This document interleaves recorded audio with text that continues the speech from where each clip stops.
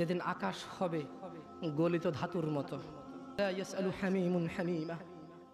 সেদিন কোন অন্তরঙ্গ বন্ধুর খবর নেবে না। ইন্না লিল্লাহি ওয়া ইন্না ইলাইহি রাজিউন। কত বড় মারাত্মক কথা! হায়াতের মালিককে, গায়েবের মালিককে সে কিভাবে বলে সে পরে আসবে? সে মাগরিব পড়বে না, ঈশা পড়বে না, ফজর পড়বে না। সে মাগরিবে বলে কালকে ফজর থেকে পড়বো। সে রাতের গ্যারান্টি দিচ্ছে সে বাঁচবে। লিখে দে, তুই রাত বাঁচবি।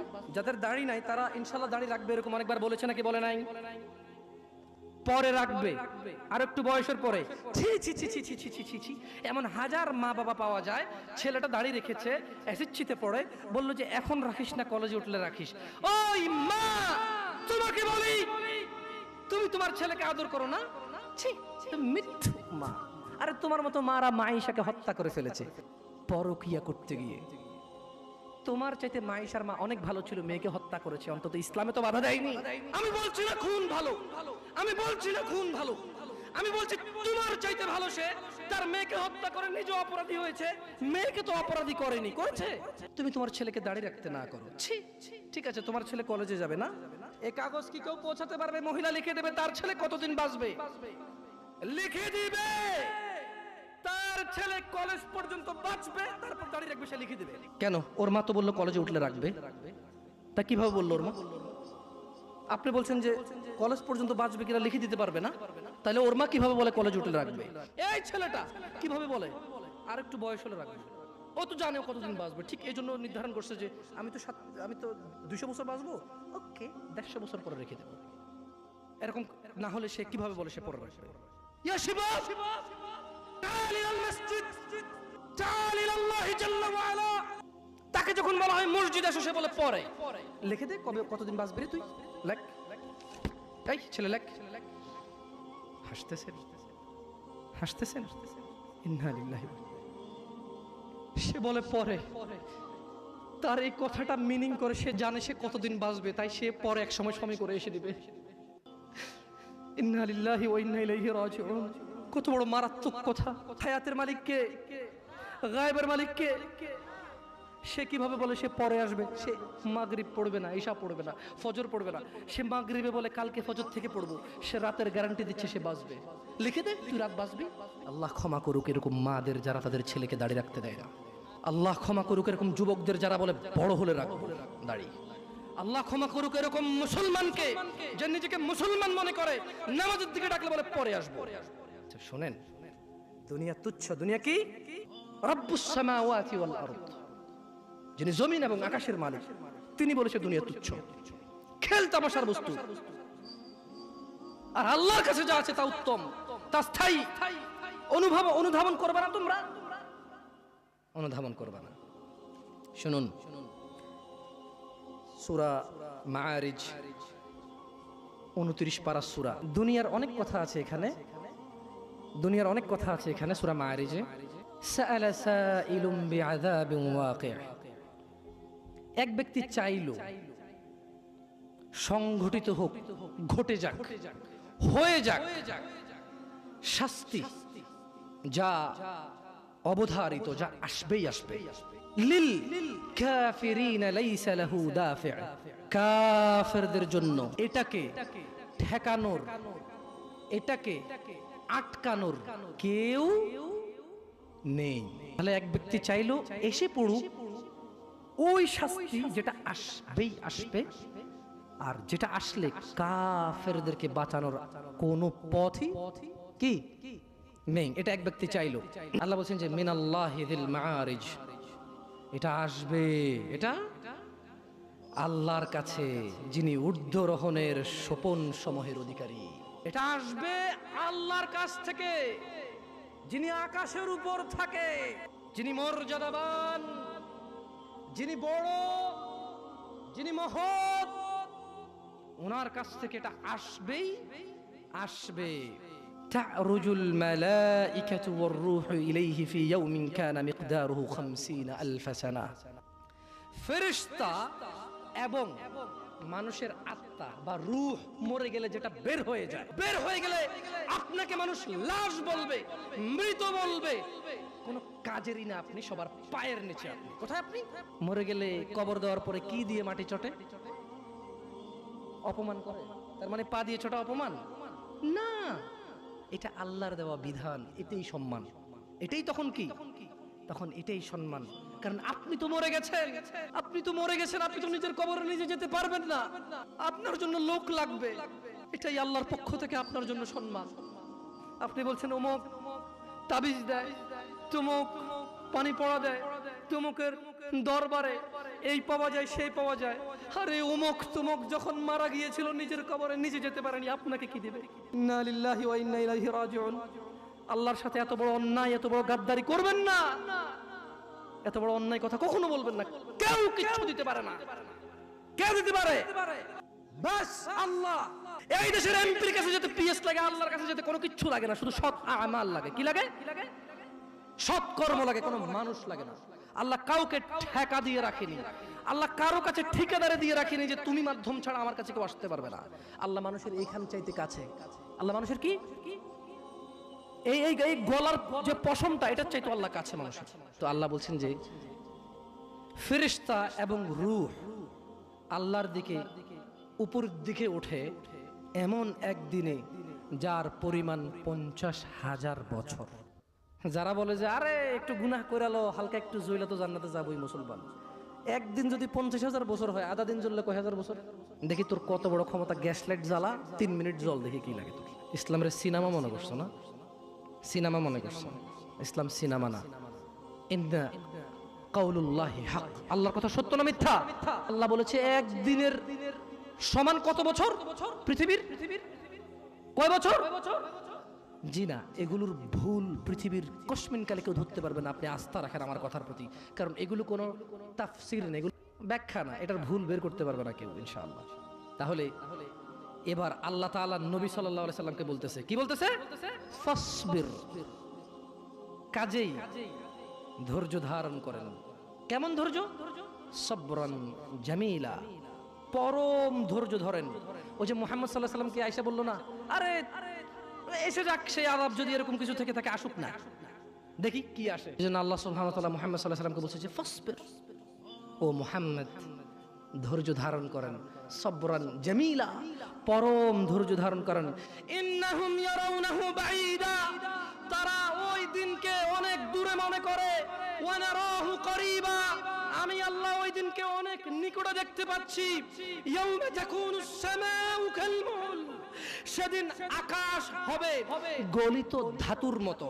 ও অপেক্ষা করছে না, ও মুহাম্মদ সাল্লাল্লাহু আলাইহি ওয়াসাল্লাম, ও অপেক্ষা করে কখন আসবে কিয়ামতের দিন, কখন আসবে আযাবের দিন, কখন আসবে হিসাবের দিন, কখন আসবে বিচারের দিন। ও অপেক্ষা করে না মুহাম্মদ সাল্লাল্লাহু আলাইহি ওয়াসাল্লাম। ইন্নাহু ইয়ারাউনাহু বাঈদা, ও মুহাম্মদ সে মনে করে যে কিয়ামত অনেক দূরে। ওয়া নারাহু করিবা, আমি আল্লাহ দেখতে পাই এটা অনেক কাছে, অনেক কাছে। তো ওটা আসলে কি হবে? আল্লাহ বলেন ইয়াউমা তাকুনুস সামাউ কালমুহল, সেদিন আকাশ হবে গলিত ধাতুর মতো। নুল জিবালু কালইহনি ওয়া লা ইয়াসআলু হামিমুন হামিমা, وتكون الجبال كالعهن ولا يسأل حميم حميما ولا يسأل। আল্লাহ কি বলছে জানেন? যেদিন আকাশ হবে গলিত ধাতুর মতো, ওয়ালা ইয়াসআলু হামিমুন হামিমা, সেদিন কোন অন্তরঙ্গ বন্ধুর খবর নেবে না। শিরক পৃথিবীর যত অপরাধ উপস্থিত আছে সবচেয়ে বড় অপরাধ। এখন প্রশ্ন হতে পারে 1000 লিটার মদ খেলে আর শিরিক করলে কোনটা বড় অপরাধ? এখানে কোরআনুল কারীমে সূরা লুকমানে আল্লাহ বলছে যে ইন্না শিরকা লাযুলমুন আযীম, নিশ্চয়ই শিরিক সবচাইতে বড় অপরাধ। ইন্না শিরকা লাযুলমুন আযীম, লুকমান বলছে যে ছেলে তুমি আল্লাহর সাথে শিরিক করিও না। কেন? বলে যে শিরিক সবচাইতে পৃথিবীর বড় অপরাধ। তো এখন যদি আপনি প্রশ্ন করেন কত বড় অপরাধ, 1,00,000 কোটি টাকা যদি মাইরা দেওয়া হয়, এটা কিয়ামতে আল্লাহ মাপ না করলে, এ হলো চোর যে টাকা মারছে, এ হলো যার সম্পদ তারা, বা সে একক বা তারা অধিক, এর যত নেকি আছে একে দিতে হবে। দিতে দিতে আর নেকি নেই, কিন্তু লোক বাকি আছে। এখন এই পৃথিবীতে এমন একটা মানুষ আছে যার গুনাহ নাই? আছে? এই যে ওই যে চোর বাটপার অন্যের হক মাইরা খাইছে, এর কাছে আর নেকি নাই, এখন লোক বাকি আছে যাদের হক এর কাছে রয়ে গেছে, এদের গুনাহগুলো সব এর কাছে আসবে। ইন্না লিল্লাহি ওয়া ইন্না ইলাইহি রাজিউন। সেই নেকির পাহাড় নিয়ে এসে মানুষ সবার গুনাহ নিয়ে গুনার পাহাড় নিয়ে যাবে। এবারে আসেন, এরপরে কি হবে? এর সমস্ত নেকি শেষ, সব মানুষের গুনাহ এর কাছে চলে আসছে, এইবার কি হবে ওর? এটা প্রশ্ন থাকতে পারে না? ধরে নেন ওর শিরিক করে নাই, কি করে নাই, কি করে নাই? আল্লাহ বলছে যে ইয়াগফিরু লিমান ইয়াশা, যাকে খুশি মাফ করে দিবে। বুঝাইতে পারি নাই কি বলছে আল্লাহ? আরে ভাই, চোরদেরকে উৎসাহিত করতেছি না, ভুল বুঝিয়েন না আপনারা। আবার অধিকাংশ চোরই মুশরিক বেনামাজি, অধিকাংশ চোর মুশরিক বেনামাজি, অধিকাংশ চোর ডাকাত আল্লাহকে অস্বীকারী। আচ্ছা, একটা কথা বলি আপনাকে, মাশাআল্লাহ আপনারা ঠান্ডা চুপ আছেন, একটু মনোযোগ দিয়ে শোনেন। জেনা করা কি? ন্যাংটা থাকা কি? ন্যাংটা থাকা কি? আরে আমি নাস্তিক, আমরা যেরকম ন্যাংটা থাকা কি? গুনাহ। গুনাই তো, হারাম তো গুনাই। শরম না? শরম না? শুকর খাওয়া কি? ধরেন কালকে বইতে লিখলো, বছরে একটা দিন আমরা নির্ধারণ করব, ওই দিনের নাম দিব আমরা দুঃখ ভোলা দিবস। কি ভোলা দিবস দিব? আরে ভাই, যারা মাতাল তারা সবাই কয় কেন খায়? কয় দুঃখ বলার জন্য খায়। বুঝাইতে পারছি না পারি নাই? একটা সিগারেট খোর পর্যন্ত সিগারেট খায় দুঃখ বলার জন্য। কি বলার জন্য? তো ধরেন এরকম একটা দিবস চালু হলো তর্কের খাতিরে, যে বছরে একদিন আমরা সবাই সুন্দর করে সেজে গুজে মেয়ে ছেলে একাকার হয়ে আমরা দুঃখ বলা দিবস পালন করব। ধরেন টিচাররা এটা শিখাবে, বাচ্চারা বলো তো দুঃখ বলা দিবস কোন দিন? আমরা বললাম অমুক দিন। এরপর আমরা সবাই আইলাম, বাপের থেকে 2, 4, 500, 1000 যেই টাকা বিয়ার পাওয়া যাবে, মদ পাওয়া যায়, সবাই 1 বোতল 2 বোতল করে নিয়ে আইলাম। নিয়ে আয়া আমরা সবাই একসাথে হইলাম, হইয়া আমরা কি পালন করব? দুঃখ ভোলা দিবস। আপনি আপনার বাচ্চাকে মদ কিনে দিবেন? দিবেন না? কেন? কেন? ও আচ্ছা, হারাম। মাশাআল্লাহ, ইউ কেয়ার অ্যাবাউট দ্য হারাম। আপনি হারাম সম্পর্কে পরোয়া করেন? জাযাকুমুল্লাহ খায়র, শুনে খুব ভালো লাগলো। আচ্ছা, ধরে নেন পরশু একটা দেশে, এই দেশ না জানি, এই দেশ নিয়ে কথা বলে খুব বাবরে বাপ ঝামেলা আছে। কি নাম দেওয়া যায়? একটা দেশের নাম দেন তো, মানে কাল্পনিক। টংটাং। কারণ টংটাং দেশে যে কোনো কিছু হইতে পারে। যে দেশের নাম টংটাং সেই দেশে যে কোনো কিছু হইতে পারে। এখন একটা দেশের নাম ধরে নেন টংটাং, ওই দেশে কিছু মুসলমান বসবাস করে, কিছু হিন্দু বসবাস করে, কিছু বৌদ্ধ বসবাস করে, কিছু খ্রিস্টান বসবাস করে, কিছু নাস্তিক বসবাস করে, কিছু ইয়াহুদি বসবাস করে, নাসারা বসবাস করে, এভাবে বহু ধর্মের ধর্ম মানা বসবাস করে। ধরে নেন ওই দেশের গভর্নমেন্ট হঠাৎ করে বলল আমরা সৌন্দর্য প্রদর্শন দিবস পালন করব। কি দিবস? এবং তারা তাদের শিক্ষকদেরকে বলে দিল বইতে একটা অধ্যায়, সৌন্দর্য প্রদর্শন অধ্যায়। কি অধ্যায়? তো ওই দিন আমরা যাপন করব কিভাবে? তারা বললো যে সৌন্দর্য যেহেতু প্রদর্শন, তাইলে সবাই জামা কাপড় ছাড়া আসলেই ভালো হবে, পুরো শরীর দেখা যাবে। তাইলে যার শরীরে যতটুকু অংশ আছে, যে যত বেশি করে দেখাবে সে পুরোটাই দেখাইলো, রাইট? তাদের লজিক। এটা কার লজিক? তাদের লজিক। কোন দেশের? টংটাং দেশের লজিক। এখন টংটাং দেশের মুসলমানরা বলো কি, আমার বাচ্চাকে আমি ঘর থেকে জামা কাপড় কোনো কিছু ছাড়া স্কুলে পাঠাবো আজকে সৌন্দর্য প্রদর্শন দিবস পালন করার জন্য? শুধু বইতে লেখা আছে তাই? শুধু সরকার বলছে তাই? শুধু এদেশের বড়রা বলছে তাই? শুধু এদেশের ইঞ্জিনিয়াররা ডাক্তাররা বলছে তাই? এদেশের যাদের ক্ষমতা আছে তারা, এদেশের যারা পয়সাওয়ালা তারা, যারা সুন্দর করে ক্লিন শেপ করে হাঁটে তারা, যাদের they look so handsome, that's why তাদেরকে দেখতে খুব হ্যান্ডসাম দেখা যায়, এই জন্য আমি তাদের কথা মেনে নেবো। আমার বাচ্চাকে আমি ন্যাংটা পাঠাবো? আমার 12 বছরের যুবতী মেয়ে, আমার 15 বছরের যুবতী মেয়ে, আমার 18 বছরের যুবতী মেয়ে, আমার 20 বছরের যুবক ছেলেকে আমি কাপড় চোপড় ছাড়া পাঠাবো? ইম্পসিবল। বলবে, রাইট? আপনারা বলবেন? এরকম বলবেন তো না? দেখ, তাহলে টংটাং দেশের মতো আপনারাও বলবেন, রাইট? আচ্ছা, এরপরে ধরেন কিছুদিন পর দিবস একটা আসবে, দুঃখ বলা দিবস। টংটাং দেশে কি বলা দিবস আসবে? ওই দিন বইতে এরকম লেখা থাকবে, স্যাররা শিখাবে, শোনো, জানে না, বুঝে নাও, এরকম একটা দিন আসছে, অমুক দিন অমুক কিছু করছে, সে যেহেতু চলে গেছে, তাহলে আমরা প্রচুর দুঃখ পাই তার জন্য। আমরা কি করবো? আমরা মদ খাবো। কি খাবো আজকে?